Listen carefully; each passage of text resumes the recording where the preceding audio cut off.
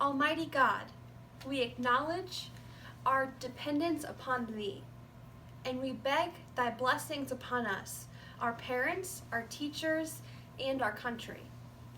This prayer is known as the Regents' Prayer. This was used to open the school day in New York public schools for much of our nation's history. Students who did not wish to say it could choose to remain silent or stand outside the room and face no penalty. Due to this practice, a New Yorker named Stephen Engel went to the state, including many other angry parents, for having public schools making their children pray in the classroom.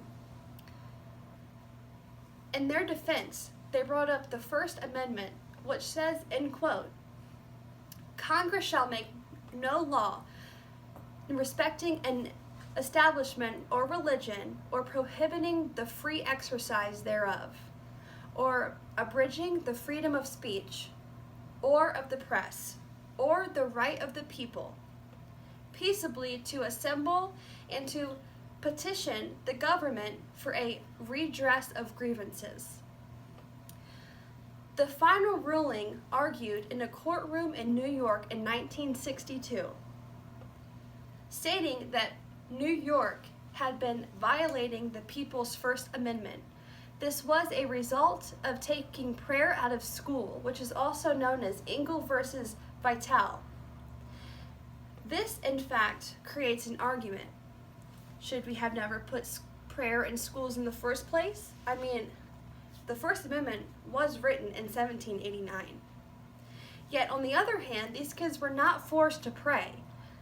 This was and has always been an option for the children in the classroom.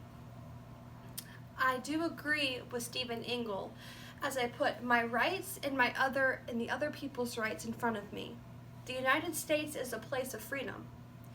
I am a Christian, but I agree with people making their own choices. I feel that these choices are for the kids to make once they fully understand. I understand how New York and the public schools wanted the best for these children, but there is always a better time to open the eyes of the children in their path. As a Christian, we can pray to God. We don't have to say a word. We can fully communicate with Him one-on-one. God is in each one of us. We can also pray with Him out loud. This does not take gathering each student in the beginning of the school day to do so. This is not only a violation of our religious freedom, but the violation of the separation of church and state.